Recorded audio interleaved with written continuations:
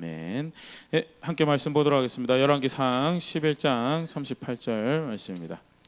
열왕기상 11장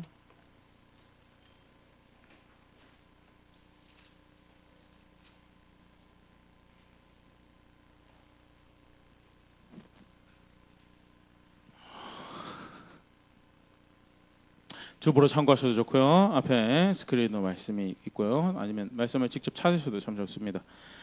열왕기상 11장 38절 찾으셨으면 함께 읽도록 하겠습니다. 시작.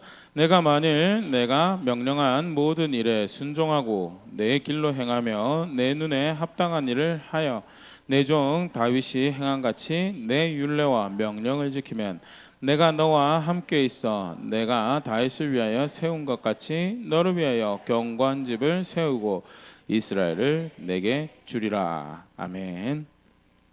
하나님께서 여로보암이라는 사람에게 하시는 말씀인데요. 어떻게 보면 열왕기 전체를 이해할 수 있는 이렇게 또 일종의 실마리가 되는 그런 말씀이기도 한데요. 특별히 여로보암이라는 사람을 왕으로 세우시면서 주신 명령이었다라는 사실이 하나님이 왕에게 바라는 일이 뭔가에 대해서, 또 그가 하나님 나라를, 하나님 백성 공동체를 경영하면서 하나님께서 원하시는 것이 뭔가에 대해, 뭐가 그 왕을 통해서 하나님이 원하시는 공동체가 되는 건가에 대해서 다시 한 번 더 살펴볼 수 있는 말씀이 너무 분명하지, 표면적으로 너무 분명하게 하나님이 이야기하십니다. 뭐냐? 내 율례와 규례를 따라 행하라, 내 명령을 따라 행하라 하는, 여기 앉아오신 분들 다 익숙하리라 생각되어지는데, 오경에서 사실은 계속 신명기에서 반복적으로 이야기하시고 또 이야기하시는 거예요. 내 명령 따르면 네가 살 거고, 네가 땅을 차지할 것이고, 너만 아니라 너 가정이 살 것이고, 내가 너에게 복을 주는 은혜를 베푸는 하나님 될 것이고, 네가 그 은혜 가운데 거하며 내 인자하심에 머무는 자리에 있을 것이다. 반대로 말씀을 지키지 않으면, 명령한 대로 따르지 않으면, 그 길로 따라 행하지 않으면 망할 거다라는 거예요. 그걸 사무엘상 하에서는 조금 다르게 표현했죠. 나를 존중히 여긴 자를 내가 존중이고 나를 경멸하는 자를 내가 멸시할 것이다. 사실은 어떻게 보면 성경 처음부터 끝까지 똑같은 한 주제로, 순종하는 자에게, 내 길을 따라 행하는 자에게, 그에게 내가 생명이 될 것이고, 반대로, 근데 또 한편으로는 있잖아요. 굉장히 이렇게 뭐가 또 이렇게 전제되어 있는 말씀이냐면, 결국 선택은 누구한테 있는 거예요? 내가 선택하는 거예요. 내가. 굉장히 놀라운 은혜. 사실 내 선택을 그토록 하나님 존중하신다는 거 정말 큰 은혜거든요. 선택이 없이 로봇으로 안테나를 박아가지고 강제로 선택하는 건 그게 의미가 있을까요? 없어요. 마음에 동의가 잘 안 되더라도 그래도 주가 말씀하시니까, 내 부모님이 말씀하시니까 이 길에 내가 나의 삶을 겁니다라고 내 선택을 옮기면, 적어도 그건 누가 한 선택이에요? 내가 한 선택이고요. 나의 고백이고요. 하나님 뭐 원하시는 거예요? 그럼 그 선택과 결정을 통해서 나의 고백을, 내가 하나님 당신을 이만큼 생각합니다, 내가 당신을 이렇게 인정합니다. 결국 사실 순종한다는 거는 그 고백을 하나님 앞에 만들어 간다는 거예요. 그러면 살 것이다 라는 것에 대해서 오늘 다시 한 번 더 그런 말씀, 여로보암이라는 사람을 성경에서 이제 기록을 하고 가르치고 있는데, 여로보암이라는 사람의 모습을 통해서 다시 한번 생각해 보려고 합니다. 성경은 이제 우리 지난주까지 살펴봤죠. 다윗, 솔로몬, 르호보암도 사실 지난주 살짝 같이 살펴봤었는데요.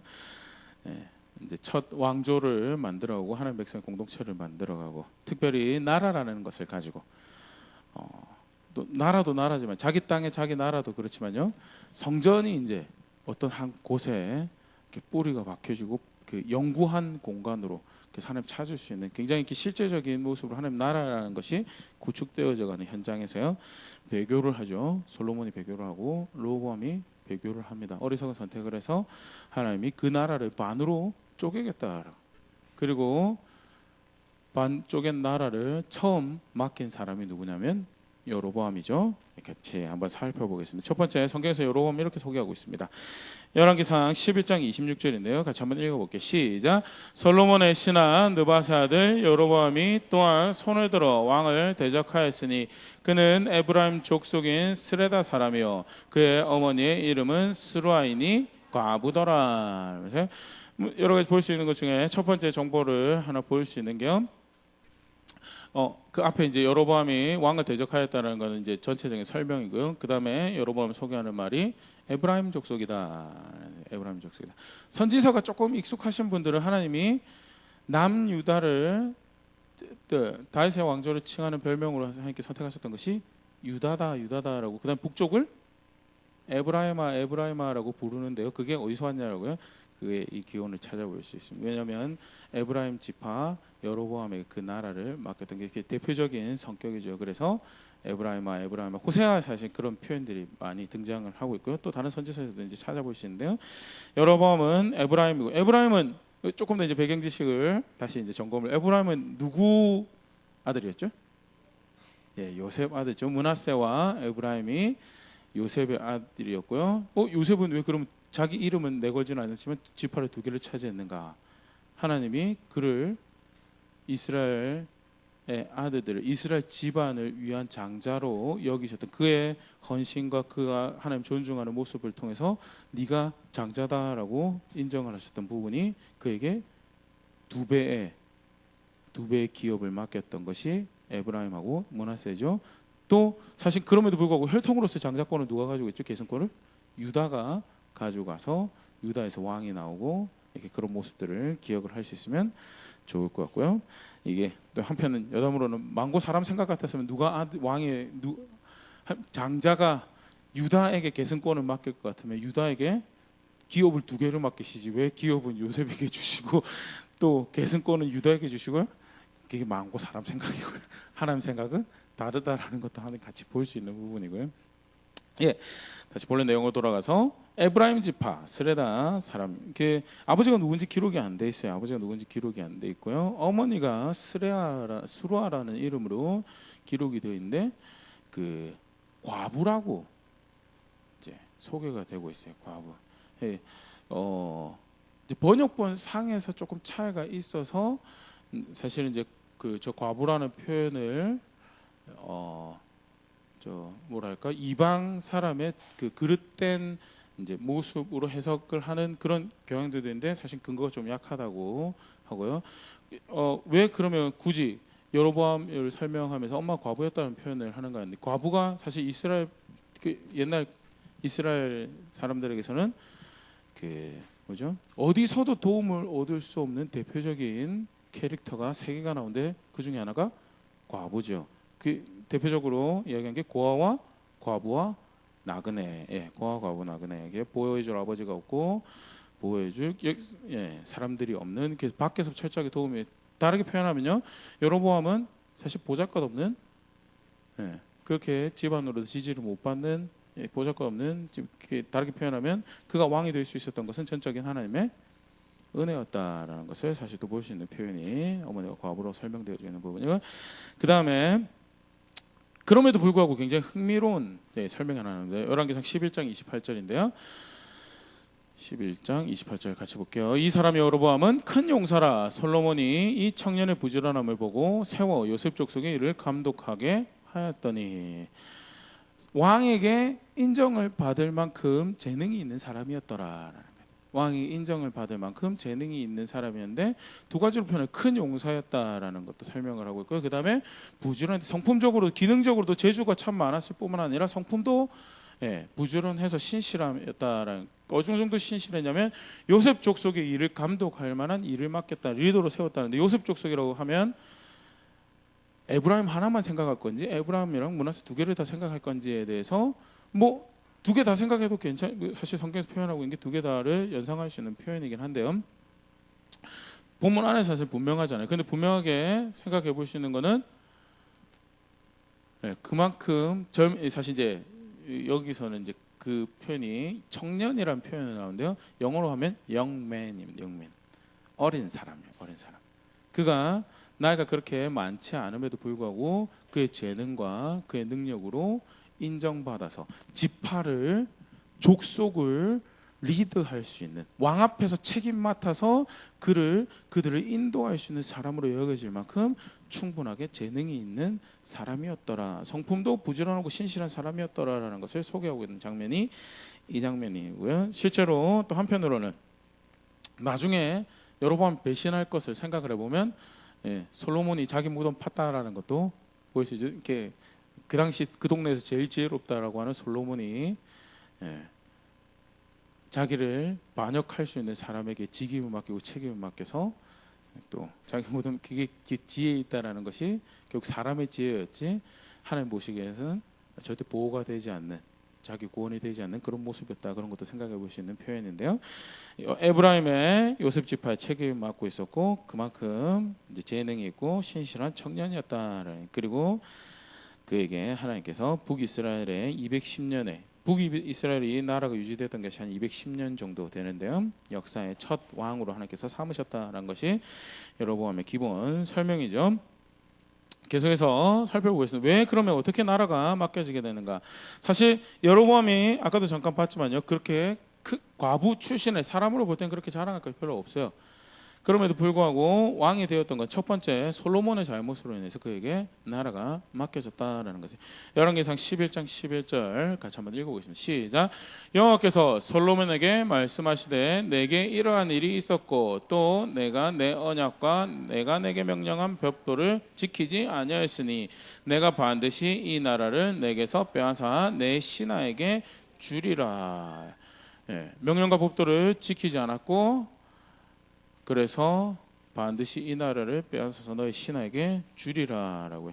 여로보암이 나라를 왕이 될 수 있었던 것은 단순히 그가 뭐 어떤 신실함으로 하나님 앞에서 은혜 입을 만한 그런 자리에 있었다기보다는요, 외부적 요인이 철저한 하나님의 선택이었다라는 것이 성경에서 밝히고 있는 바고요. 솔로몬의 배교가 대표적인 모습인데 우리 사실 한 2주 정도 살펴봤었는데요.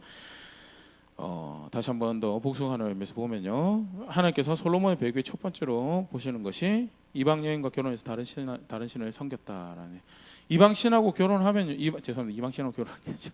이방 여인하고 이방 배우자를 맞이하면 필연적으로 어디로 간다라는 것이요, 우상 숭배로 갈 수밖에 없다는 것이 하나님이 사람을 만드신 하나님이 사람에 대한 이해로 그래서 그들을 보호하기 위해서 주셨던 명령이에요. 너 그렇게 결혼하면 나 따라갈 수 있을 거 아니야. 네가 내 명령 따라올 수 있을 거 아니야. 그렇지 않아도 내 명령 따라오기 힘들 텐데 이방 여자, 이방 배우자하고 만나면, 다르게 표현하면요, 하나님 말씀 존중할 줄 모르는 사람하고 결혼하면 나 섬길 수 있을 것 같느냐라고. 아니다. 열왕기상 11장 2절. 사실 앞에 말씀하셨던 것을 이렇게 인용하면서 하나님께서 다시 이야기하시는 건데요. 그 전에 내가 이야기하지 않았냐 하면서 두 번째 보면 이스라엘 자손에게 말씀하시기를 너희는 그들과 서로 통혼하지 말며 그들도 너희와 서로 통혼하게 하지 말라. 반드시 마음을 돌려 그들의 신을 따르게 할 것이다. 무슨 일이 벌어질 거냐라면 다른 신 섬기게 될 것이다. 절대 가볍게 여겨서는 안 됩니다. 절대. 이게 똑같이 구약에만 그렇고 신약에는 더 이상 안 그럴 겁니다. 아니요, 바울도 똑같이 이야기를 해요. 지난주에 조금 더 이렇게 이 부분에 대해서 단순히 종교를 가지고 있다 아니다라고 생각하기, 그래서 종교란에 인적 사항에 기독교라고 쓰일 수 있으면 그래도 교인인가 보다라고 결론할 수 있는 함께 언약을 맺을 수 있는 대상이 아니요. 그 군대 갔다 온 그런 경험도 있으신 분들이 있을 것 같아요. 청년들이 가끔 제가 그런 이야기 듣는데 교회 가는 거 제일 괴롭힌 선임이 실제로 바깥에서 신앙을 가지고 있었던 그런 선임이 야 나는 바깥에서 예수 믿고 교회 다니는데 나는 군대 가서 그렇게 안 하는데 너는 군대 가지고 왜 유달리 여기서도 신앙생활 하려고 그러냐 하면서, 직장에서도 학교에서 뭐 대표적인 게가 나는 교회 다니면서 술 다 마시고 난 교회 다니면서 담배도 다 하고 그런데 왜 너는 교회 다니는 핑계로 그거 안 하려고 그러느냐 하면서 나름의 신앙의 정절을 지키려고 하는 사람에 대해서 제일 이렇게 많이 피해를 입었더라라는 그런 이야기도 제가 이렇게 가끔 왕왕 듣게 되는데요. 단순히 종교를 가지고 있다 안 가지고 그게 아니고요. 하나님의 말씀을 존중하느냐 안 존중하지 않느냐, 이렇게 뭘 이렇게 그렇게 심각하게 이야기하느냐. 제가 그 최근에 결혼한 어떤 청년에 대해서 제가 이렇게 열심히 피를 토하면서 이야기한 이 자녀 양육에서도 그렇고요, 가정을 꾸려가는 것에도 그렇고요, 하나님이 원하시는 것을 나름 그래도 어떻게든 이렇게 따라 보려고 또는 살아보려고 하면 서로 동의하는 접점이 있어야 되거든요. 아 그래, 이게 그래도 기준이 된다라는 것에 대해서. 근데 교회를 아무리 다녀도 하나님 말씀을 존중할 생각이 없으면요, 자녀 양육에 대해서도 그게 기준이 될 수가 없어요. 그리고 가정을 꾸려가는 거에 대해서 그거 절대 동의 안 해요. 야 교회만 다니면 됐지 뭘 그걸 그런 식으로까지 하냐라고 해요. 절대. 그래서 하나님 원하시는 대로 가정을 꾸려갈 수 아니요, 없어요.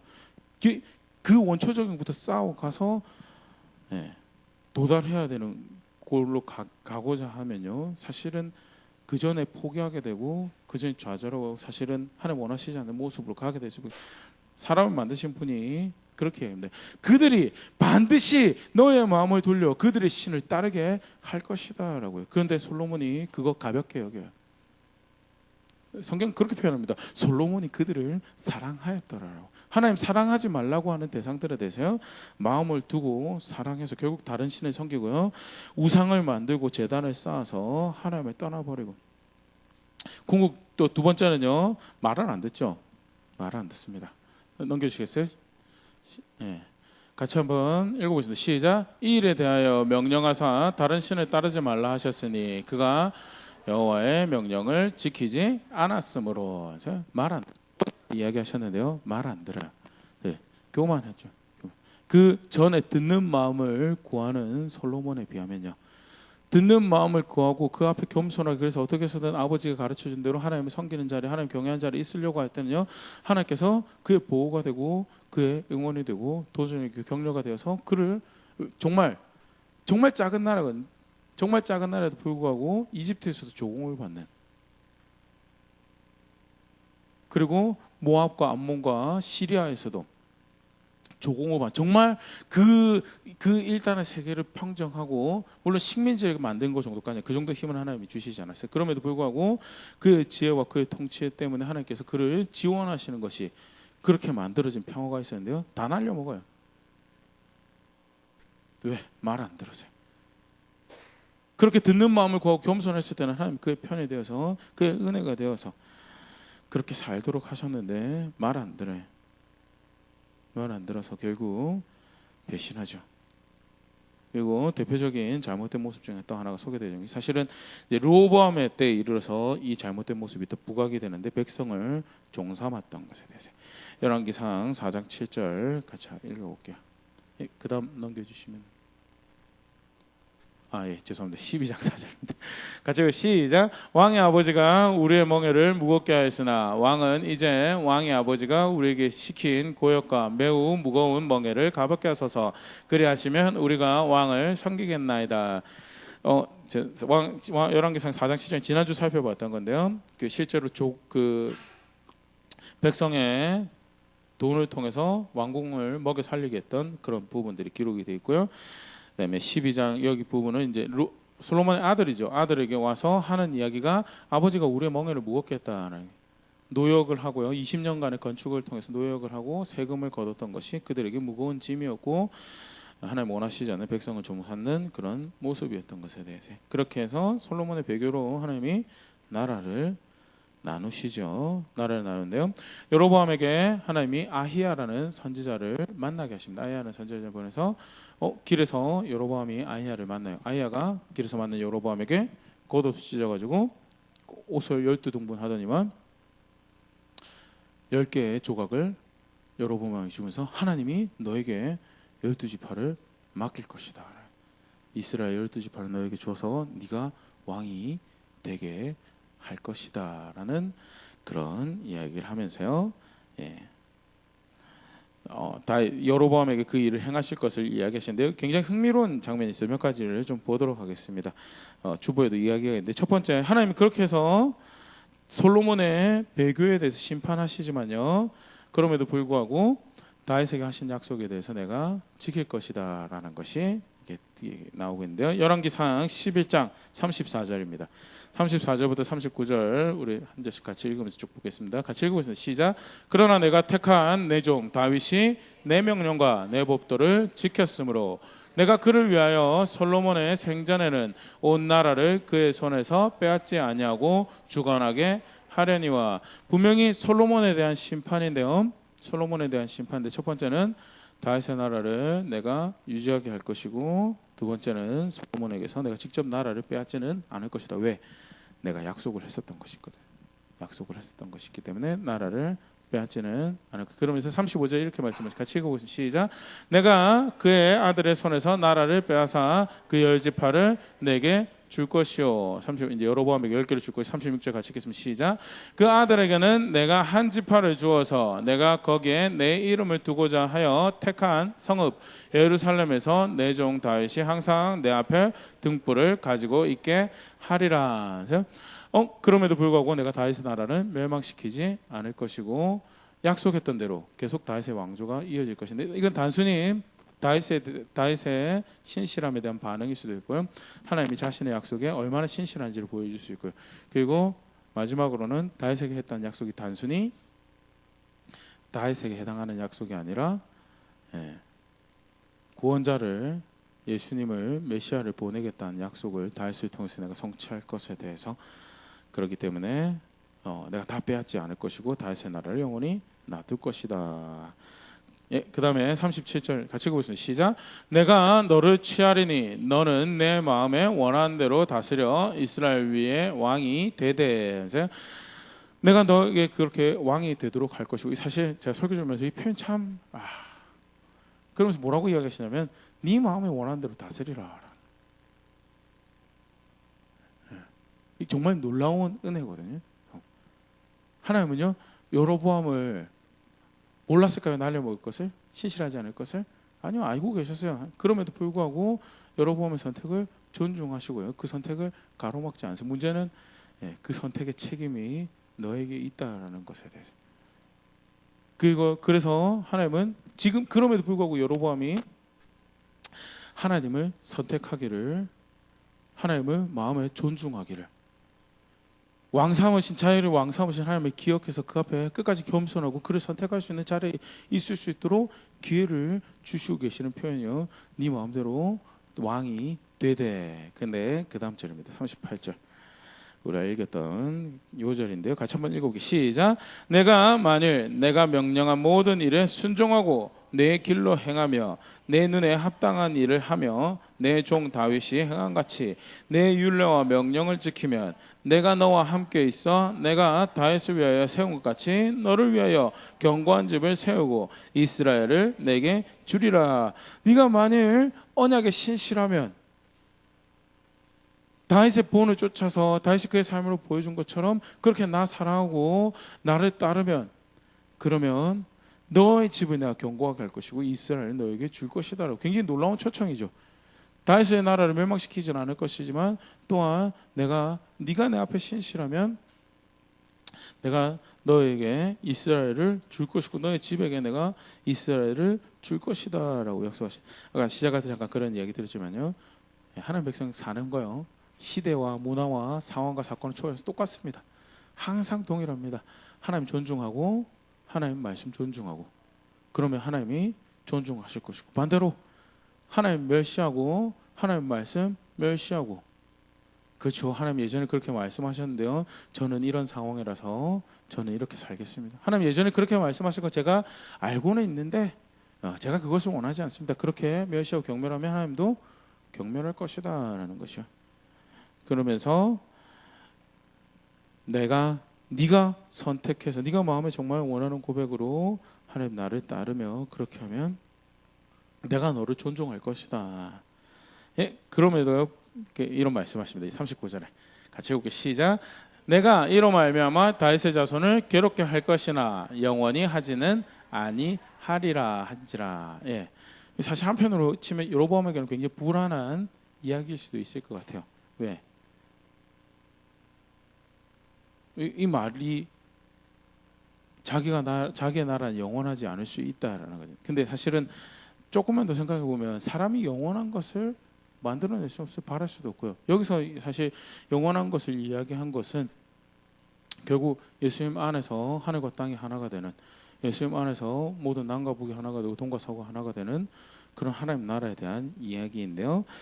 예, 이게 굉장히 사실 신실하신 하나님의 모습을 보일 수 있고요. 동시에 여로보암에게 조금 불안할 수 있는 여지가 되는 그런 부분에 대해서, 하지만 분명한 것은 하나님의 은혜 가운데 기회를 얻고 그 은총을 자신의 것으로 할 수 있는 놀라운 은혜를 얻었다라는 것은요, 사실이고, 하나님이 아직 솔로몬이 살아 있을 때 선지자 아히야를 통해서 여로보암에게 이런 말씀을 하십니다.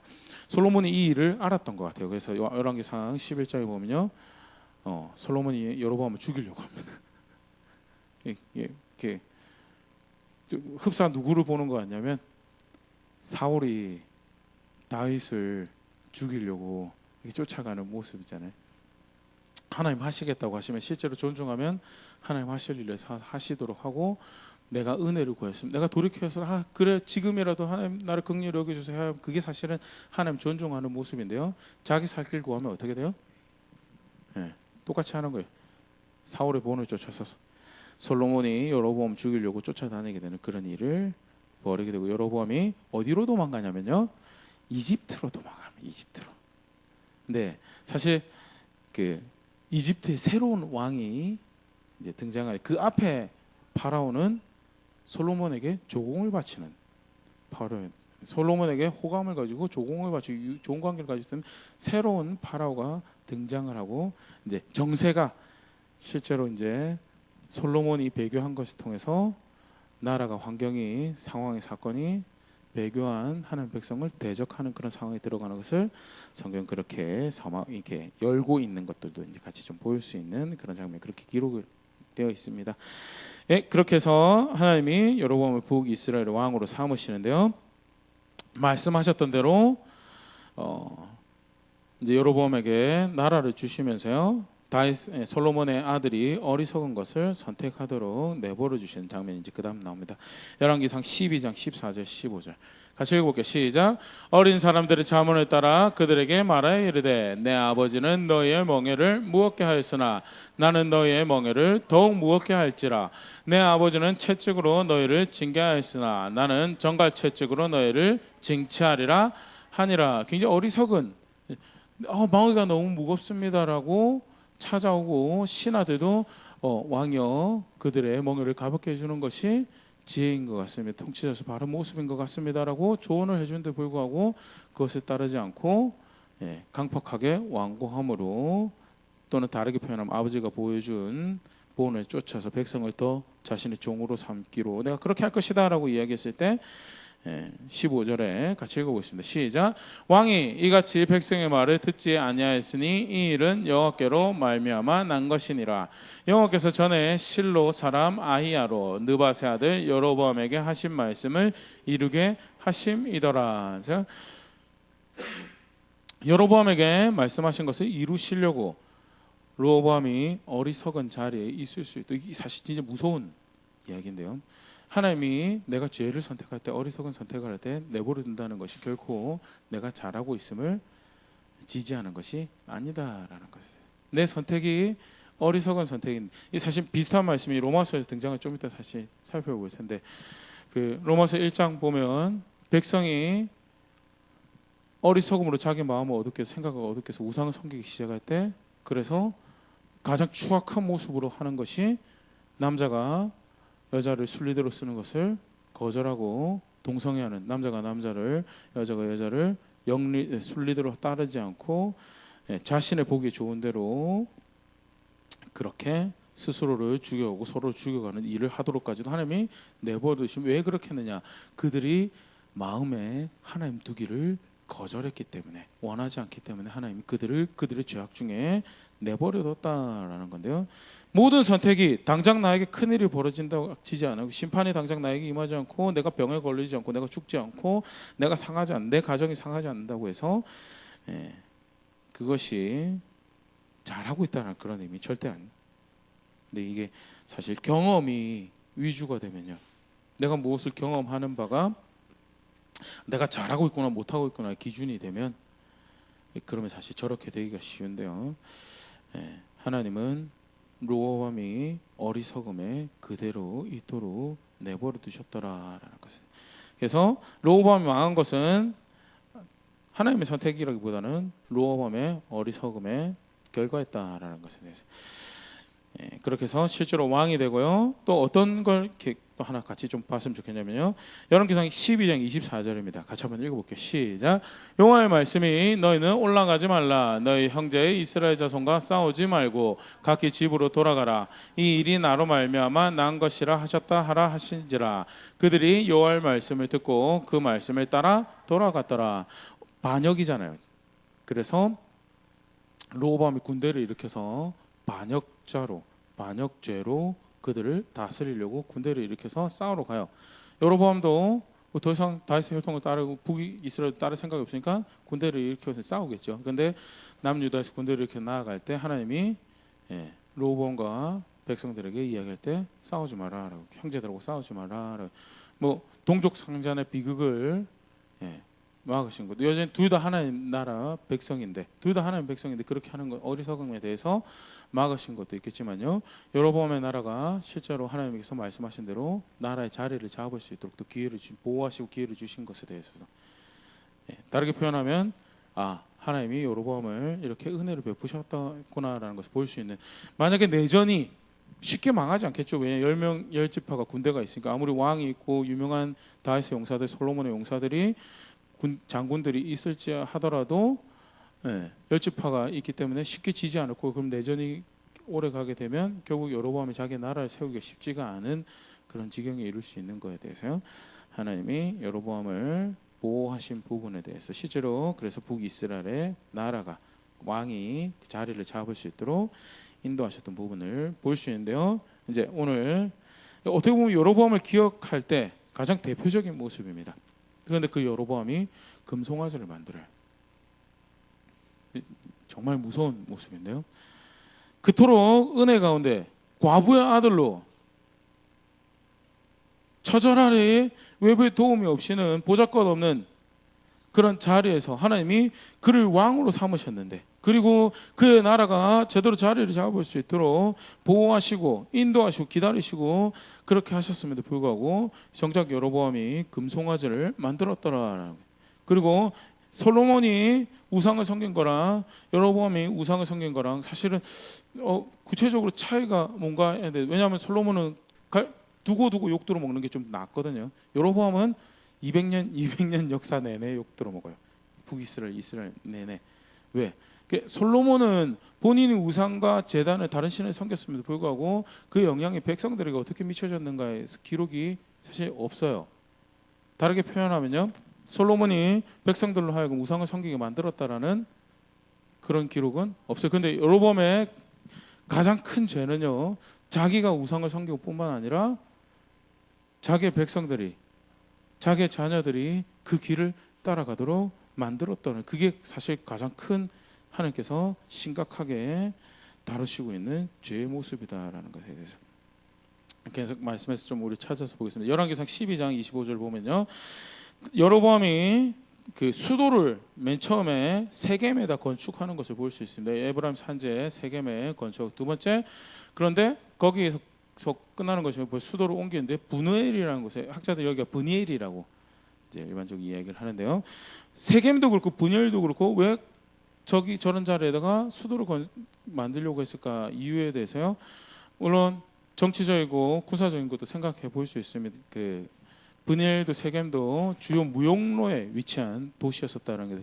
브니엘이 혹시 기억이 나시나요? 어디서 등장을 한지? 야곱이 족장 시대 고대에 야곱이 그 팔레스타인 땅을 돌아오는 길목에 있었던 장소가 어디죠? 그게 브니엘이었어요. 그러면 옛날부터 사람들이 왕래하던 길이 있었고요. 그렇기 때문에 무역로가 사실은 만들어지던 길이 브니엘이었다는 것을 우리가 성경 안에서 쉽게 알 수 있는데, 세겜도 그런 장소였고 브니엘도 그런 장소였는데, 그냥 단순히 경제적인 이유를 위해서, 군사적인 이유를 위해서 저걸 찾았고 성경에서 그걸 기록해 놨던가, 성경에서 기록했다는 그거보다도 영적인 의미에서 사실은 여로보암이 자기 정통성 때문에 고민했었다라는 것을 볼 수 있는 흔적이 수도를 세겜에 가지고 갔다가 수도를 브니엘에 가지고 왔었다라는 것을 볼 수 있는 장면. 왜 그러냐? 세겜은 종교적으로 굉장히 의미가 큰 장소이죠. 여러 가지 생각해 보시면 야곱이 바다나람을 떠났다가 돌아올 때 우상을 묻고 나는 이제 하나님만 섬기겠습니다라고 결단했던 장소가 어디냐면 세겜이에요. 자기 집안에 자기 가족들이 가지고 있던 우상들을 다 묻고 다시 베델로 내려오면서 결단했던 장소가 세겜이었고요. 하나님이 이스라엘 백성들에게 그 약속한 땅에 들어갔을 때 저주의 말씀과 축복의 말씀을 선언하라고 한 장소가 세겜이죠. 세겜이 그래서 보통 이제 우리 익숙한 표현을 할 때는 세겜 골짜기라는 표현도 쓰는데요. 세겜이라는 장소가 그리심산과 에발산 사이에 있는 지역이라서요. 그래서 여호수아 8장에 약속한 땅을 다 점령하지도 않았지만 세겜 땅에 들어갔을 때 여호수아가 가장 먼저 했던 일 중에 하나가 백성들 하나님께서 명령하신 대로 그리심산에 지파들을 올려보내고 에발산에 지파들을 올려보내고 그 앞에서 그 말씀을 들으면서 아멘 아멘 했던 장소가 어디냐면 세겜 땅이었어요. 그런 측면에서 세겜을 수도로 삼았다는 것은 이제 더 이상 예루살렘이 아니고 여기다라는, 그리고 그 하나님의 향한 그 하나님 백성됨의 왕으로서의 자기 정통성이 하나님부터 온 것이다라는 것을 주장하는, 브니엘로 갔던 이유도 마찬가지거든요. 그 뭐죠? 야곱이 이스라엘이 됐던 땅이 어디죠? 그게 브니엘이거든요. 그래서 그 정통성을 이어받는 내가 왕이고 나는 하나님이 인정하는 왕이다라는 것을 그 여로보암의 고민을 사실은 단 한 절이지만 이렇게 들여다볼 수 있는 절이 사실 25절 간단하게 그가 이런 왜냐하면 다윗도 솔로몬도 최고의 시기를 고가했던 왕이고 섣불리 사실 그들의 마음을 자기에게 가져오는 것이 호락호락하지 않았던 것이 여로보암의 비록 하나님이 세웠지만 인간적인 고민과 갈등이 계속 그에게 있었던 것에 대해서. 그런데 그 갈등과 고민 가운데 하나님을 아는 백성 여러분 선택해야 될 게 하나님 원하시는 거 선택해가는 거예요. 하나님 원하시는 거. 결국 그가 영광을 받으셔야 되고 결국 그의 뜻이 이루어져서 그의 나라가 펼쳐져야 되는 것이 내가 원하는 법이다라고 고백해야 되는 것이 하나님의 백성의 모습인데 그 고민 끝에 결정했던 것이 뭐냐? 나를 위한 신을 만들어내야 돼. 그럼 구체적으로 어떤 나를 위한 신인가? 열왕기상 12장 26절 28절 같이 읽어보겠습니다. 시작. 그의 마음에 스스로 이르기를 나라가 이제 다윗의 집으로 돌아가리로다. 다윗의 집으로 돌아갈 것에 대해서 고민했어요. 그래서 27절 같이 읽어보겠습니다. 시작. 만일 이 백성이 예루살렘에 있는 여호와의 성전에 제사를 드리고자 하여 올라가면 이 백성의 마음이 유다 왕된 그들의 주 르호보암에게로 돌아가서 나를 죽이고 유다의 왕 르호보암에게로 돌아가리로다 하고 28절 이에 계획하고 두 금송아지를 만들고 무리에게 말하기를 너희가 다시는 예루살렘에 올라갈 것이 없도다. 이스라엘아 이는 너희를 애굽 땅에서 인도하여 올린 너희의 신들이라 하고. 누가 나라를 주신 거죠? 하나님이 주신 거였어요. 그러면 사실은 하나님을 존중하는 백성이라면 물론 왕되면 좋죠, 맞죠? 왕되면 좋죠. 저도 한때 뒤늦게 대학생 때였나? 나 대통령 한번 해볼까? 또 이게 그 투표권도 생기고 했는데 정책도 그렇고 딱히 다 이렇게 탐탁지 않고 그래서 내가 누구를 고르느니 차라리 내가 돼. 그런 생각 한 번도 안 하셨나요? 지금은 아닙니다. 걱정 안 하셔도 되고 지금은 아닌데 그런 생각. 왕 좋죠. 왕 좋아요, 맞죠? 누가 왕된 건 쉽게 내놓고 싶겠어요. 그럼에도 불구하고 자기가 왕된 거 아니거든. 자기 능력으로 왕된 거 아니고요. 누가 왕을 만들어 주셨어요? 하나님이 만들어. 누가 구원해서 하나님 백성 삼아 주셨어요? 하나님 만들어 주셨어요. 그러면 마땅한 자세는 그 하나님 구원하신 하나님 왕 삼아 주신 하나님 말씀하시기를 내 율례와 규례를 따르면 내가 너의 집을 영원히 견고하게 할 것이고, 죄송합니다. 견고히 할 거, 영원히는 안 들어가죠. 견고히 할 것이고 이스라엘 너에게 줄 것이다라고 하신 것이 하나님의 약속이었어요. 그러면 어떻게 하는 것이 자기를 위하고 자기 지배를 위한 것이었어요? 어떻게 해서든 하나님 바로 섬길 수 있는 자리를 가는 것이 절대 넘어서는 안 되는 선이 있어요. 하나님 은혜 가운데 누리면서 자유로 가지게 하고 누리게 하신 것들이 있는데 그럼에도 불구하고 방향이라든지 가져가야 될 삶의 단편 채워 넣어야 될 것은 어떻게 하면 하나님 경외하고 하나님 따라 살 것인가에 대해서. 그런데 그거를 잊어버리고 자기를 위해서 신을 만들어내요. 자기를 위해서, 나의 보호를 위해서, 내 나라를 위해서. 엄격하게 내 나라인가요? 하나님 백성의 나라고요. 하나님 나라예요. 내 나라를 위해서, 여호와의 나라를 위해서 완전히 이제 방향이 틀어지게 되는 거예요. 우리도 그러고 싶죠? 지난주에도 그런 이야기 됐지만 결혼의 목적이 뭐죠? 하나님의 영광이죠. 결혼의 목적은 내 가정을 만드는 게 아니에요. 나의 행복을 만드는 게 아니고요. 하나님의 영광을 위해서 결혼하는 거예요. 하나님의 영광을 위해서 결혼하는데 하나님의 영광을 위해서 하나님이 원하시는 게 하나님 안에서 가지는 나의 안녕이고 하나님 안에서 가지는 나의 샬롬이고 하나님 안에서 가지는 두 마음이 하나가 되어 하나님의 영광을 나타내는 그런 자리이기 때문에 하나님의 영광을 구하다 보니까 그의 보호와 그의 은총 가운데 내가 원만한 부부 관계와 하나님 뜻이 이루어져 가는데 그럴싸한 부모가 되면서 하나님의 영광을 나타내며 그 가운데서 만족하고 행복한 것을 누리게 되는 그것이 결혼의 목적이고 내 가정의 목적이고 나의 가정이 절대 목적이 아니에요. 하나님이 원하시는 가정, 하나님이 원하시는 결혼을 만들어내는 게 결혼의 목적인데요. 내 가정 만들어내고 내 결혼 만들어내면요 우상 만들죠. 결국 내 하나님 만들어내요. 반드시 꼭 기억할 수 있으면 좋을 것 같아요. 우상은요 하나님이 정말 재밌는 표현을 사용하신 게 사실 이 본문에서는 잘 안 보이시는데 우상은 언제나 나를 위해서 만들어내요. 우상은 단 한 번도요 억지로 섬겨진 적이 없어요. 우상은 언제나 나를 위해서. 몇 구절 같이 한번 읽어보겠습니다. 출애굽기 20장 4절입니다. 같이 읽어보겠습니다. 시작. 너를 위하여 새긴 우상을 만들지 말고 또 위로 하늘에 있는 것이나 아래로 땅에 있는 것이나 땅 아래 풀 속에 있는 것에 어떤 형상도 만들지 말며. 우상을 만들지 말라고 명령하시는데 하나님 그 앞에 뭐라고 단서를 붙이시냐면요 너를 위하여. 우상은요 나를 위해서 만들어내요. 내가 섬기고 싶은 하나님은 언제 만들어내냐고요? 내 욕심이 원할 때 만들어내는 거예요. 내 욕심. 성경대로 하나님 안 믿어요. 안 섬겨요.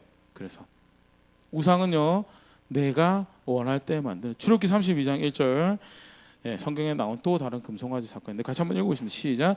백성이 모세가 산에서 내려오미 더딤을 보고 모여 백성이 아론에게 이르러 말하되 일어나라 우리를 위하여 우리를 인도할 신을 만들라. 이 모세 곧 우리를 애굽 땅에서 인도하여 낸 사람은 어찌 되었는지 알지 못함이니라.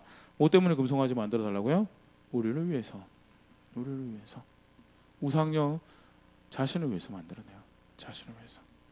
정말 무서운 이야기인데요. 성경에서 하나님이 이런 분이시다라고, 하나님 섬기는 것은 이렇게 하는 것이다라고 이야기를 너무 다 외울 수도 없이 다 집어넣을 수도 없이 많이 말씀하시는데요. 이거 안 따라가요. 이거 안 따라가고 내 욕심에, 내 감각에, 내 논리에 합당한 신을 만들어내요. 그래서 어떻게 하죠? 동성애 하면서도 예전 집전할 수 있는 목사 만들어내고요. 그거 인정해주는 하나님 만들어내고요. 취미생활로 종교 가지는 것처럼 하나님 섬겨도 그래도 괜찮다라고, 사랑한다라고, 그래도 이해해줄게라고 이야기하는, 그리고 내가 너 잘되게 해줄게라는 하나님 만들어내요. 언제요? 자기 위해서. 내가 그렇게 하나님 섬겨도 하나님 말씀 앞에서 하나님 말씀하신 대로, 이야기하는 대로 찔리고 싶지 않거든, 괴롭고 싶지 않거든, 갈등하고 싶지 않거든. 그럼 어떤 하나님 만드나요? 그렇게 하나님 따라가도 마음 편하게 만들어내주는 하나님 만들어내요. 무서운 건요, 여로보암이 그렇게 금송아지 만들고 하는데 그 금송아지 이름을 뭐라고 붙였냐면 너희를 애굽 땅에서 인도하여 올린 너의 신이다. 여로보암이 만들어낸 거는 금송아지가 아니고요, 뭘 만들어낸 거죠? 여호와를 만들어낸 거예요. 절대 금송아지를 만들어냈다고 하면 우리 여기서 금송아지 갖다 놓고 절하고 싶은 아무도 안 계실 거예요. 맞죠? 네, 여기서 다른 신을 만들어 놓고 섬기는 거라면 너무나 잘 알죠. 근데 여로보암이 보여주나 그리고 하나님이 이게 우상 숭배다라고 보여주는 건요. 내가 임의로 만들어낸 여호와인 거예요. 내가 임의로 만들어낸 여호와. 언제 만들어내냐고요? 나를 위할 때, 나를 위할 때, 나를 위할 때. 근데 성경은 우상을 그런 그릇된 섬김을 언제 만들어내냐고 이야기하냐면요. 감사하지 않을 때요. 하나님 행하신 일을 인정하지 않을 때, 하나님을 인정하지 않을 때 그렇게 만들어내요. 다르게 표현하면 우상을 만들어내는 건요. 내가 하나님께 감사하고 있지 않구나라는 것을 표출하는. 로마서 1장 21절 23절 같이 한번 읽어보겠습니다. 시작. 하나님을 알되 죄송합니다. 하나님을 영화롭게도 아니하며 감사하지도 아니하고 오히려 그 생각이 허망하여지며 미련한 마음이 어두워졌나니 스스로 지혜 있다 하나 어리석게 22절 다시 읽기 시작. 스스로 지혜 있다 하나 어리석게 되어 23절 썩어지지 아니하는 하나님의 영광을 썩어질 사람과 새와 짐승과 기어다닌 동물 모양의 우상으로 바꾸었느니라. 섬길 만한 하나님을 뭘로 바꾸었냐면 다른 걸 섬기는 것으로 그 자리를 대체했다라고 이야기하면서 그게 어디서부터 왔느냐. 22절 다시 한번 보여주시겠어요? 뒤에 바로 뒤에 그게 어디서 있냐면 스스로 지혜 있다 하는 그런 자리. 그럼 언제 스스로 지혜 있다라고 하냐면 뒤에 넘겨주시겠어요? 예, 하나님을 인정하지 않을 때, 하나님을 감사하지 않을 때. 결국 사실 우상을 언제 만들었냐고요? 감사하지 않을 때, 감사하지 않을 때. 베푸신 은혜가 있는데, 왕 만드신 은혜가 있는데 다윗의 나라를 쪼개서 더 많은 것을 자신에게 맡기신 그 은혜가 있는데 불구하고 그 감사할 것을 잊어버리면 뭐 만든다고요? 금송아지 만들었는 자신을 위해서.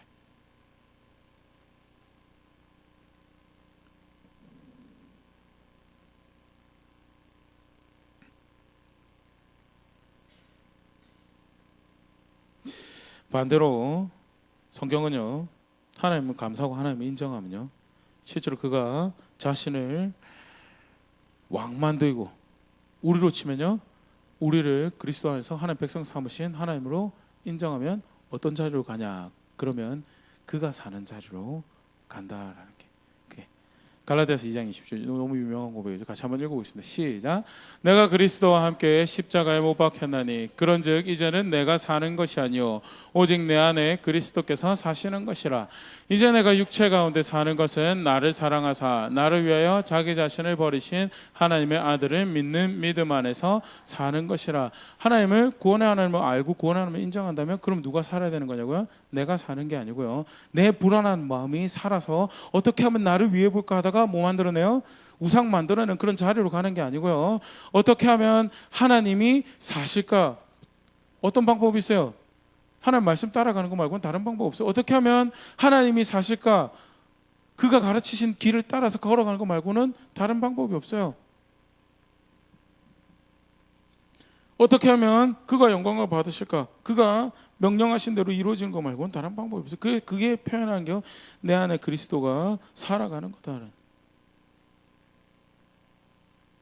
하나님을 진짜 영광 받으셔야 될 하나님을 안다면, 주인 되신 하나님을 안다면, 모든 것을 허락하시고 살게 하시는 하나님이라는 것을 안다면, 오늘 나를 숨쉬고 걸어가면서 다시금 그의 영광을 볼 수 있도록 인도하신 하나님을 안다면요, 그 뜻이 이루어지는 거 말고는 내게 다른 중요한 것이 없습니다라고 고백하신 주옥 같은 고백이죠. 요한복음 3장 30절 침례요한의 고백입니다. 같이 읽어보겠습니다. 시작. 그는 흥하여야겠고 나는 사여야 하리라. 어떻게 보면 여로보암의 마음을 이렇게 10분 잘 이해할 수 있었던 자리가 사실 침례요한의 자리가 아니었을까 생각되어지는데요. 원래 예수님 사역하시기 시작할 때 세력이 누가 더 컸어요? 예수님 사역을 시작하실 때 침례요한 사역 이렇게 세력이 훨씬 컸죠. 다른 사람도 많고 제자도 많고요. 근데 예수님 등장하시니까 어떻게 됐어요? 제자들도 빠져나가고 사람들도 빠져나가고 그렇죠. 내가 나의 침례요한의 그 당을 만들고 그 세력을 규합해서 내가 칭송을 받고 내가 인정을 받고 내가 영광을 받아야 되는데 하나하나씩 빠져나가고 이 일을 어찌할고 그랬으면 어떻게 돼요? 그러면 가서 멱살 잡았겠죠. 네가 동생인데 나한테 어찌 이럴 수 있겠냐고, 그렇죠? 아니면 모함하겠죠. 아니요. 침례요한은 자기가 어떤 자리에 있어야 되고 뭐가 하나님 존중하는 건지 알고 있었고요. 그렇기 때문에 제자들이 고민하면 선생님이요, 우리를 따르던 사람이 저리로 따라가고, 우리 함께 선생님을 섬기던 제자들이 절로 갑니다. 어찌해야 될까요? 그러면 뭐라고 하냐고요? 그는 흥하여야 되고 나는 쇠하여야 돼. 그게 하나님을 아는 하나님 백성 고백이고요. 하나님 명령하신 것이 이루어져야 된다라는 예수님이 보여주신 고백이죠. 요한복음 4장 34절 같이 한번 읽어보겠습니다. 시작. 예수께서 이르시되 나의 양식은 나를 보내신 이의 뜻을 행하며 그의 일을 온전히 이루는 이것이니라. 그가 명령하신 대로 그가 가르치신 대로 그것이 이루어지는 것이 나의 가장 소중하고 나의 가장 원하는 바입니다.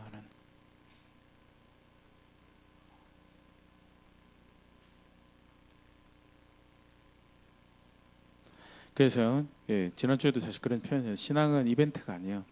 하나님 섬기는 게 이벤트가 아니고 걸음걸음 내가 하나님을 어떻게 존중하고 있는지, 내가 하나님 말씀을 어떻게 존중하고 있는지. 아까 잠깐 그런 표현 드렸는데 경험 굉장히 소중합니다. 그렇죠? 하나님 살아계시기 때문에요. 하나님 뜻을 쫓아가면요, 크건 작건 경험을 하게 돼요. 그런데 경험은요 또 어떤 함정이 있냐면 철저하게 주관적이에요. 맞죠? 여러분 지금 산소에 은총을 입고 있다는 것을 여러분 경험하고 계시나요? 인정하시나요?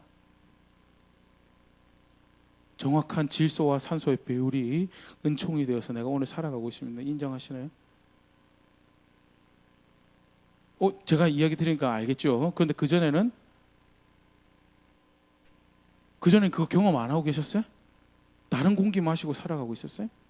아니요. 그전에 경험하고 있었어요. 그럼에도 불구하고 주관적 인지가 경험이란 걸 결정을 해요.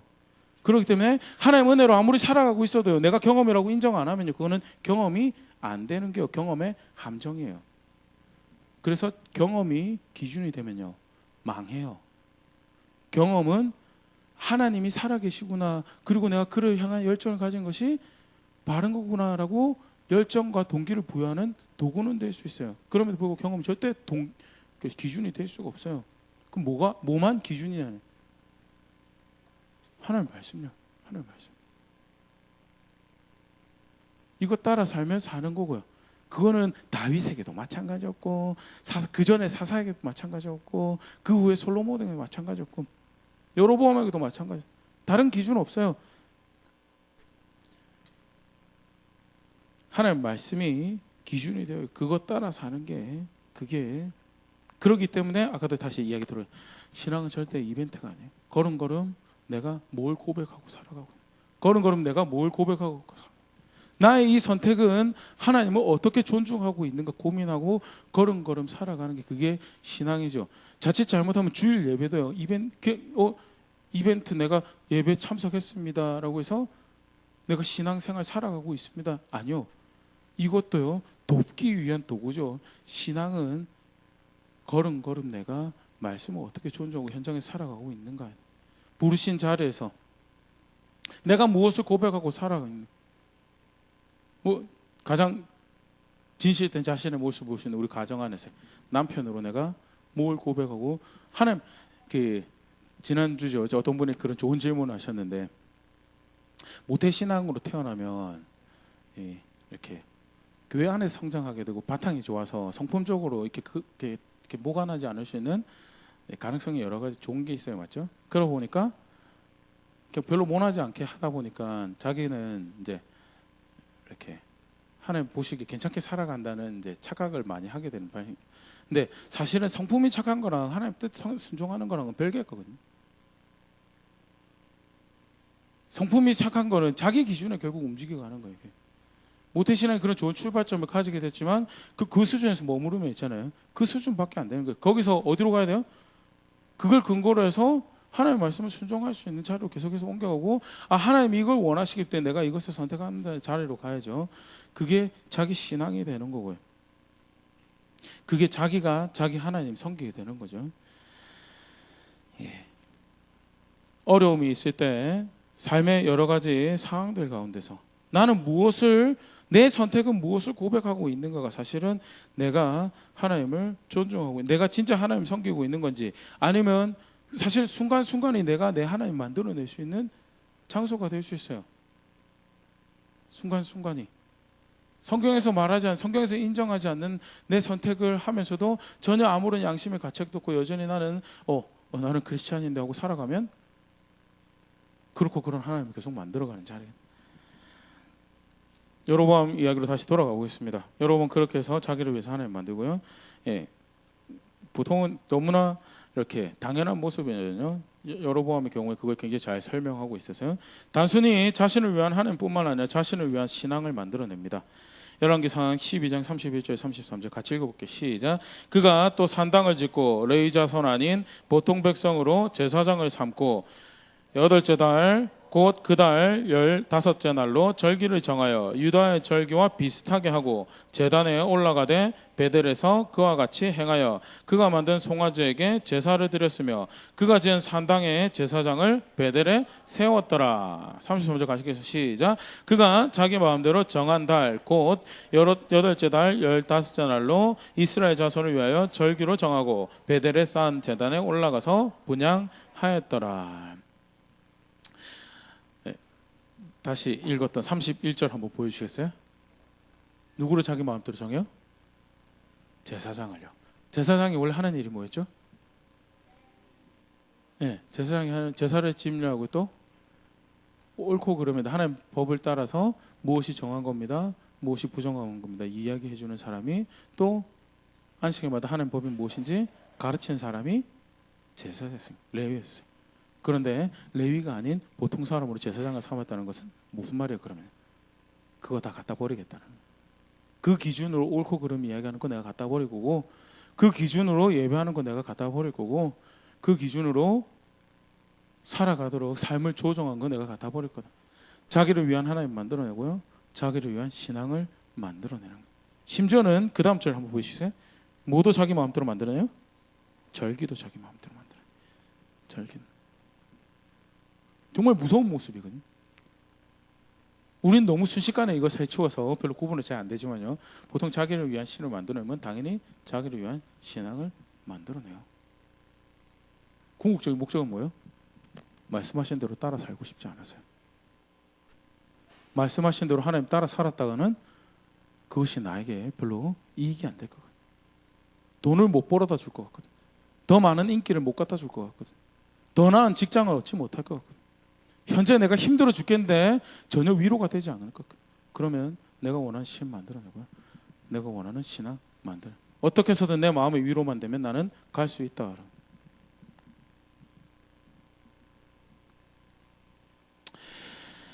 하나님이 선지자를 통해서 경고하십니다. 열왕기상 13장 2절입니다. 같이 읽어보겠습니다. 시작. 하나님의 사람이 제단을 향하여 여호와의 말씀으로 외쳐 이르되 제단아 제단아 여호와께서 이와 같이 말씀하시기를 다윗의 집에 요시아라 이름하는 아들을 낳으리니 그가 내 위에 분향하는 산당 제사장을 내 위에서 제물로 바칠 것이요 또 사람의 뼈를 내 위에서 사르리라 하셨느니라 하고, 요시아라는 왕이 나와서 다 허물 것이다 라고 이야기하시면서요, 여로보암이 하는 짓에 대해서 너 잘못하고 있다라고 이야기하시죠. 말 안 듣습니다. 심지어 어떤 일이 벌어지냐면요, 여로보암이 기분이 좋을까요, 안 좋을까요? 하나님 사람이 선지자가 와서 이야기하면요, 기분이 안 좋죠. 그래가지고 손을 쫙 뻗는데 어떻게 되면 손이 말라버려요.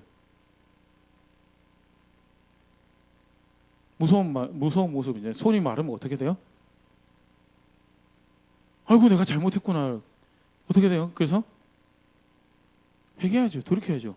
내가 잘못했구나 해가지고 야 가서 다 무너뜨려라. 잘못된 건데 미안하다 이러면서 이렇게 다 허물어뜨리고 야 우리 원래대로 돌아가자라고 해야지 그게 정상인데, 뭐 이야기하냐면 내 마른 손을 고쳐주세요 라는 이야기는 할 수 있어요. 근데 뭐 하냐면 제가 잘못한 거는 돌이키지 않아요. 내 마른 손은 고쳐주세요라고 이야기는 하는데, 내 문제는 내가 힘든 거는 지금 고쳐주세요라고 이야기하는데 결국 돌이키지 않아요. 뭐 때문에 그 일이 발생했는지 귀가 없어요? 알아요. 그럼에도 불구하고 그건 돌아가고 싶지 않아요. 왜? 안 돌아가고 싶거든. 내 마음이 그걸 원하지 않아요. 욕심이 그걸 원하지 않고. 열왕기상 13장 32절 33절입니다. 같이 읽어보겠습니다. 시작. 여로보암이 이 일 후에도 그의 악한 길에서 떠나 돌이키지 아니하고 다시 일반 백성을 산당의 제사장으로 삼되 누구든지 자원하면 그 사람을 산당의 제사장으로 삼았으므로 이 일이 여로보암의 집에 죄가 되어 그 집이 땅에서 끊어져 멸망하게 되니라. 하나님 또 기억나시죠? 하나님 약속하실 때 네가 율례를 행하고 규례대로 내가 명한 대로 내 길을 따라 행하면 다시 보여줬던 본을 따라 잘 살아가면 내가 너희 집을 견고하게 할 것이다 라고 하는데 여로보암은 그렇게 살지 않고요. 하나님이 약속에 신실하셔서 여로보암이 직접 통치한 거 22년, 그의 아들 2년, 24년 만에 여로보암 왕조는 끝이 납니다. 그리고 바하사라는 사람이 왕이 그 다음에 되는데요. 그런데 이 여로보암의 악영향이 얼마나 크냐면요. 나라가 망할 때까지 이 이름이 등장을 합니다. 나라가 망할 때까지. 성경에서 어떻게 표현을 하고 있는지 한 두 구절만 같이 살펴볼게요. 그 다음 절 한번 보여주시겠어요? 같이 읽어보세요. 15장 34절. 아까 잠깐 얘기했지만 바하사라는 사람은요. 여로보암 왕조를 끝낸 사람입니다. 정권이 바뀌었어요. 정권이 바뀌었어요. 그런데 같이 읽어볼게요. 시작. 바하사가 여호와 보시기에 악을 행하되 여로보암의 길로 행하며 그가 이스라엘에게 범하게 한 그 죄 중에 행하였더라. 바하사가 저지른 범죄를 설명하는데 누구 이름을 가지고 오냐면 여로보암의 이름을 가지고 오면서요. 그가 범죄한 것이 1차적인 의미로는 여로보암이 지은 죄랑 유사하더라 그런 의미를 사용할 수도 있는데요. 다르게 표현하면요. 또 두 번째 의미를 생각해 볼 수 있는 것은 여로보암의 본이 이 사람으로 하여금 동일한 죄의 문을 열어줬고 그래서 그의 죄가 단순히 그에게서 출발한 것이 아니고 여로보암의 성경 표현을 읽겠습니다. 길을 행하였다. 여로보암의 길을 따랐다. 그 다음 절도 한번 보여주시겠어요? 열왕기하 13장 6절 같이 읽어보겠습니다. 시작. 그들이 이스라엘에게 범죄하게 한 여로보암의 집의 죄에서 떠나지 아니하고 그 안에서 따라 행하여며 또 사마리아의 아사랴 목상을 그냥 두었더라. 이건 또 정권이 또 바뀝니다. 그래서 이 누구에 대한 이야기냐면 아합 정권을 아합 왕조를 무너뜨린 예후의 자손에 대한 이야기인데요. 정권이 몇 번 바꿨죠. 그럼에도 불구하고 범죄를 누구 본을 따라가냐고요? 성경에 설명할 때 굳이 그 이름을 또 가지고 와요. 여로보암의 본을 따라서 그 일을 했다라고요. 여로보암의 범죄요? 단순히 개인이 내가 내 욕심을 쫓아서 내 하나님 만들어 내 신앙 만드는 그 수준에 끝나지 않았어요. 두고 그 후배들에게 그 자손들에게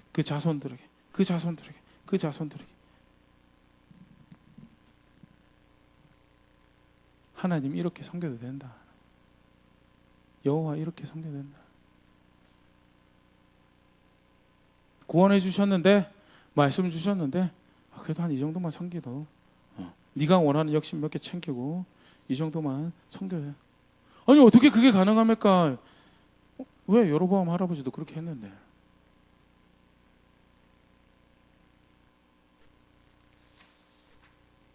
여로보암의 범죄가요 당대에서 해결되지가 않고요. 사실 이제 관심 있으시면 한번 찾아보시면 좋을 것 같아요. 이 성경에서 있잖아요. 그래도 산당은 그대로 두었다라는 표현이요. 상당히 오래 나옵니다. 상당히. 누가 만들었는데요? 여로보암. 그래도 산당은 그대로 두었더라라고 이야기하면서요. 뭘 만들어냈는데 어떤 토양과 어떤 문화를 내면 실제로는 그를 따라서 그 땅에서 따라갈 후손들에게 어떤 문을 열어주었는가를 이렇게 다시 볼 수 있고요. 다윗의 경우와 대표적으로 잘하면 성경 그 다음엔 그랬습니다. 역대하 마찬가지고요. 열왕기상 열왕기하 잘하면 다윗의 길을 따랐더라. 또는 그 다음에 또 몇 군데 안 되지만 나온 게 그의 아버지를 따라서 잘 못하면요 여로보암의 본을 따랐더라. 잘 못하면 그의 아버지의 본을 따라서 그리하였더라. 여로보암이 잘못한 것도 있는데요. 단순히 그의 잘못이 그렇게 끝나지 않구나. 그게 영향을 가진. 그리고 누가 그 영향을 가지고 있어요? 저도 그렇지만요. 목사님도 그렇고 목사 리더로 세우신 사람들은 그렇지만 여기 계신 브리스길라 아굴라 리더들 감사합니다. 잘 섬겨주셔서 감사한데 영향을 가지고 있다는 게 그런 거예요. 나아가서 부모가 그런 영향을 가지고 있죠. 나는 내 자녀에게 축복이 되는지 내 자녀에게 저주가 되는지도 한번 고민해볼. 이게 사실은 너무나 적나라해서요. 너무나 표면적으로 그걸 이야기를 하고 있어서 여로보암을 이야기하면 그걸 이야기 안 할 수가 없어요. 반복적으로 북이스라엘 역사에서는 등장하는 이름이 여로보암의 길을 따랐다, 여로보암의 길을 따랐다, 여로보암의 길을 따랐더라, 여로보암의 길을 따랐더라. 네, 다른 하나님 만들어내고요, 다른 신앙을 만들어내는 무서운 모습에 대해서, 안타까운 모습에 대해서 같이 여로보암의 모습을 가지고 살펴보았었는데요. 그 출발은 은혜를 입은 것에 대해서 인정하지 않았던, 감사하지 않았던 모습이더라라는 것에 대해서 하나님이 왕이 될 수 있도록 하셨고요. 놀라운 은총 가운데 내가 하나님을 신실하게 섬기면 나의 아들도 왕이 될 수 있다라는 그런 초청 가운데 있었어요. 그럼에도 불구하고 그거 다 날려먹어요. 왜? 그 은혜를 인정하지 않았어요. 불안하게 시작한 나라로 자리 잡을 수 있도록 내전도 막아주시고 남쪽에서 오는 다윗의 아들의 걸음도 막아주셨는데 그 은혜를 인정하지 않을 때요, 다른 신 만들어내더라. 다른 신을 만들어내는 것은 다른 신을 만들어내서 끝나지 않고 다른 신앙을 만들어서 궁극적으로는 하나님을 섬기지 않는 자리로 가더라. 그런데 그것은 자신에게서만 끝나지 않고 자기 자녀들에게도 영향이 가더라라는 것에 대해서 절대 오해하지 마시고, 가계의 저주다 그거 이야기, 가계 저주는 틀린 신학이죠. 예수님이 가계 저주보다 못한 신입니까? 아니요. 예수님은 아담에게 내려줬던 저주도 이기시는 하나님, 그 완전한 구원이었고요. 절대 가계 저주, 그리스도 안에 가계 저주라는 건 없어요. 근데 영향을 서로 어떻게 미쳐가는가, 뭘 보고 뭘 따르고 뭘 배우도록 내가 조성해 주었는가 있잖아요. 예를 들어서 아무리 그렇지 않다라고 하지만 삶을 살아가는데 외적인 외모의 기준을 사람을 평가하는데 굉장히 많이 이야기를 해요. 절대 자녀들에게는 그렇게 하지 말라고 하면서 옷을 어떻게 입었는가 가지고 사람을 평가를 하고, 몸매가 어떻느냐 가지고 평가를 하고, 그리고 얼굴에 손을 대는 거 가지고 평가를 많이 하는 그런 집안 분위기. 그러면 당연히 그 자녀들은 뭐 생각할까요? 뭐가 가치 있다고 여길까요? 어떻게 해서든 코가 좀 오똑해야지 내가 바른 사람이 될 텐데, 어떻게 해야든 내가 꺼풀이 2개가 있어야지 양질의 삶을 살 것인데, 그렇게 생각할, 그 어디서 오냐고요? 부모가 가치를 두고 죄송하지만 잠재적 교육이라고 이렇게 성경에 나오지 않은 건데 반복적으로 얘기해서 죄송한데 그런 영향력들이 있더라라는 거예요. 근데 그게 단순히 그런 것뿐만 아니라 궁극적으로는 내 자녀를 알고 하나님 섬기지 못하도록 만들어는 그런 자리로 가더라라는 거에 대해서 오늘 말씀 가지고 돌아볼 수 있으면 좋을 것 같습니다. 신앙은 절대 이벤트가 아닙니다. 신앙은 절대 이벤트가 아니고요. 실제로 내가 하나님의 말씀을 얼마나 존중하고 내 삶을 살아가는가, 그게 신앙이다라는 거예요. 성경을 얼마나 많이 읽으면 굉장히 중요합니다. 모르면 할 수도 없죠. 모르면 할 수도 없죠. 이제 그러니까 우리 자녀들은 더 늦기 전에 빨리 말씀을 집어넣으려고 노력을 하는 거고요. 중고등부, 대학 청년부 기회 있을 때 많이 집어넣을 수 있으면 좋을 것 같고요. 우리는 어떻게 해요? 지금 이제 집어넣으면서 이제 살아야죠. 지금 더 늦기 전에 집어넣으면서 못 따라 살아야 될지, 뭐가 정말 나를 위한 거, 뭐가 내 가정을 위한 거고 내 자녀를 위한 건지 계속 집어넣으면서 내가 어떻게 살아야 될지 고민하면서 살아야죠. 안 들어가 있는데, 아무것도 안 들어가 있는데 뭔가 내적 감동으로 자동으로 될 것이다라는 거예요? 아니요, 성경에 그런 거 없어요. 우리가 성령론을 이야기할 때 사실 그런 착각을 하기 쉬운데요. 에스겔서 36장에 보면 정말 이렇게 바른 이해를 이렇게 도울 수 있는 성경구절, 에스겔 36장 25절을 보면 새 영을 주어서 제가 한번 읽어드릴게요.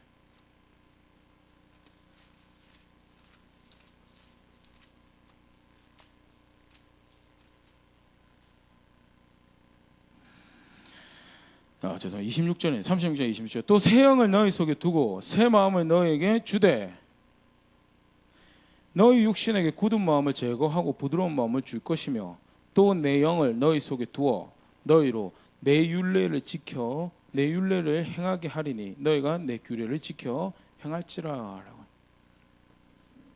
새 영을 주는 새 언약, 예레미야에서 이야기한 새 언약이죠. 결국 그리스도 안에서 성령을 주셔서 하나님 백성이 하나님 섬길 수 있도록 하실 거에 대해 이야기를 하는데, 그런데 성령을 주셔서 굳은 마음을 제거하고 부드러운 마음을 주는데 어디로 인도해 가면요, 여호와의 율례를 행하여 지키게 하는 그 자리로.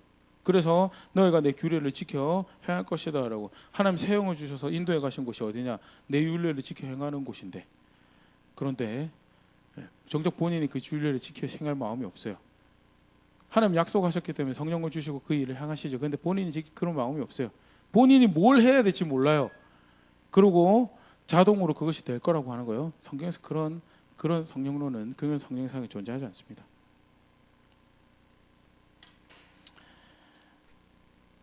집어넣고 따라가야 될 것이 뭔지 알고, 그리고 실제로 삶에서 살아가는 그것이요, 내가 다른 신을 섬기고 있지 않구나, 내가 여호와라는 또 임의의 신을 만들어서 임의의 신을 가지고 있지 않구나라는 증명하는 고백을, 아울러서 그것이 실제로 나를 위하는 길이고 내 자녀를 위하는 길이다라는 것, 다시 생각해 볼 수 있는 말씀이라 생각되어지고 한번 돌아볼 수 있으면 좋을 거예요. 나는 어떤 자리에 있는가? 정말 말씀을 따라 살기에, 여담으로 이야기하면 말씀을 따라 사는 게 쉬울까요? 어렵죠. 감사합니다. 어렵습니다. 왜? 체질이 아니거든요. 아무리 교회로 오래 다녀도 있잖아요. 아무리 교회로 오래 다녀도 하나님 말씀 따라 사는 거는 절대 자기 체질이 될 수 없어요. 그렇게 될 거면 예수님 오셔서 죽을 필요가 없어요.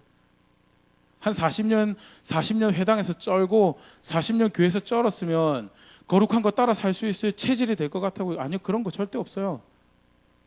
그렇게 해서 거룩한 체질을 만들 수 있는, 수양에서 거룩한 체질을 만들어낼 수 있을 것 같으면요, 예수님 오셔서 안 죽어도 되죠. 죽을 때까지 싸워야 되는 게요, 하나님 말씀 따라가기 위해서 거룩한 것이 뭔지 고민하고, 내 선택이 지금 맞는 선택을 하고, 내 선택이 하나님 기뻐하시는 선택을, 그게 신앙이고요. 그게 다른 하나님 만들어내지 않는 거예요.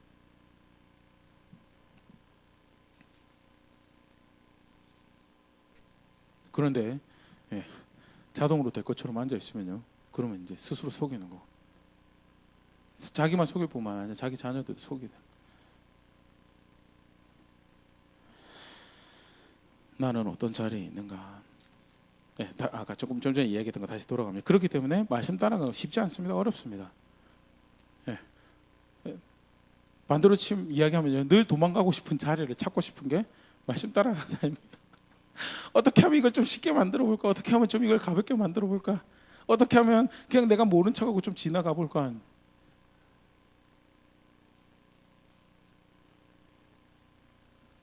성경은요, 이렇게 가볍게 이렇게 생각해 볼 수 있는 걸로, 구원받지 않을, 아직 하나님을 모르는 가족들하고 살아가는 이유에 대해서 여러 가지도 이야기하지만요, 바울은 뭐라고 이야기하면, 나 때문에 그들이 거룩해지는 일을 하나님께서 하시려고 그 일을 하신다라고요. 아직 믿지 않은 친지들이, 믿지 않은 가족들이, 그래서 명절 때 만나는 것이 껄끄럽고 힘든, 그래서 안 만나버릴까? 연을 끊어버릴까? 그거는 처음에는 어쩔 수 없을 것 같아요. 구별되어서 자신을 지켜야 되는 그런 모습도 있기 때문에. 그런데 더 지혜롭고 더 높은 하나님 기준을 따라가는 모습은, 나의 거룩함 때문에 그들이 거룩하여질 수 있도록 기도하고 싸우고 필요한 섬김들을 만들고, 일부러 또 가서 얼굴 한 번 더 보고 관계 가운데 복음이 흘러갈 수 있도록 기회를 만들고. 성경은요, 불신 가족이 있는 것이 나의 거룩함으로서 그들이 거룩해지는 그런 은혜가 비춰질 수 있도록. 어렵죠. 쉽지 않죠. 포기해버리고 싶어요. 늘 포기해버리고 싶어요. 그냥 없는 거 치고 살지 뭐. 그게 인간의 욕심이고요. 하나님 말씀, 그러면 고민해야죠. 하나님 말씀 그렇다면. 근데 사람의 마음은 안 그러고 싶죠. 연을 끊어버리고 싶고 도망가고 싶죠. 어떻게 보면 극단적인 얘기긴 한데요, 늘 그런 하나님 말씀 조금씩 따라간다는 것이 하나도 쉽지 않은 그런 자리를 따라가는 것인데, 근데 실제로 그 어려움을 순간순간 선택해서 담아내고 내 삶의 단편단편의 그런 어려움들을 칠해가는 것이, 그게 뭐냐면요, 나는 다른 신을 만들지 않았습니다. 나는 다른 신을 만들지 않고 하나님이 가르치신 대로 그래도 내 신앙을 살아가려고 하고 있는 자리에 있습니다. 여러분. 제발 도와주세요. 여러분. 도망가지 않도록 도와주세요. 여러분. 제발 외면하고 양심을 속이고 별 문제 없는 것처럼 지나가지 않도록 도와주시고 고민하고 인내하고 참고 견디며 원하시는 열매 맺어갈 수 있도록 도와주세요라는, 그게 내가 다른 신을 만들어내지 않았다라고 고백하는 자리다라는 것이에요. 너무나 무서운 예고요. 너무나 안타까운 모습이고, 아까 잠깐 얘기했지, 200년 역사에서 계속 회자되는, 북이스라엘에서 계속 언급이 되는 절대 쉽지 않은 이야기가 오늘 우리가 함께 살펴봤던 여로보암의 이야기인데요. 한번 다시 돌아보면서 어떤 자리에 있는지 이렇게 점검하고, 하나님을 섬긴다라고 했을 때, 주를 따른다라고 했을 때 혹시 잘못된 기대를 혹시 가지고 있지는 않았는지, 그런 부분 좀 생각해 보셨으면 좋을 것 같아요. 그래서 예수 믿었는데 왜 잘 일이 풀리지 않지? 예수 믿었는데 왜 계속 어렵지? 예수 믿어서 계속 어려워요. 죄송합니다. 그렇지만 어려울 수밖에 없는 게 성경에서 가르치는 예수 믿는 모습이. 왜? 세상은 거룩하지 않거든요. 세상은 성경에서 가르치는 것만큼 정결하지 않거든요. 세상은 끝까지 예수님 오실 때까지 예수님하고 반목할 거고요. 성경은 예수님 오실 때까지 세상이 예수 믿는 자들을 어렵게 할 거다라고 이야기를 하고 있는데, 그러면 예수를 믿으면서 적어도 기대해야 될 것이, 내가 편해질 것을 기대하는 것은 사실은 잘못된 신앙으로 간 첫걸음이 될 수 있는, 혹시 그런 거 생각하고 그런 거 기대하고 있었다. 하나님 살아계시기 때문에, 살아계신 하나님 나타내시는, 그래서 그가 일을 행하시는구나라고 볼 수 있는 그런 장면들도 있겠지만요, 일반적으로 이야기할 때는 어려운 걸음을 걸어가는 것이 성경에서 가르치는 신앙인데, 나는 제대로 된 길을 걸어간 거예요. 내가 정직하려고 했기 때문에, 내가 거짓을 고하지 않으려고 했기 때문에 어려움을 만들어가며, 내가 하나님을 존중하기 위해서 더 순전한 것을 바랬기 때문에 어려움을 만들어가는 그 길을 실제로 걸어가고 있는가, 그런 것도 다시 돌아볼 수 있으면 좋을 것 같고요. 원하시는 걸음들 만들어가며 또 그렇게 함께 은혜 구하며 원하시는 열매들 맺어갈 수 있는 그런 자리에 있을 수 있는 제가 될 수 있으면 좋을 것 같고요. 또 우리가 교회로 있는 것이, 성도가 성도로 교제한다는 것이 서로의 걸음들을 그렇게 지켜갈 수 있는 그런 자리에 있을 수 있는 우리 될 수 있으면 좋을 것 같습니다. 같이 찬양하고요, 말씀 가지고 함께 기도하도록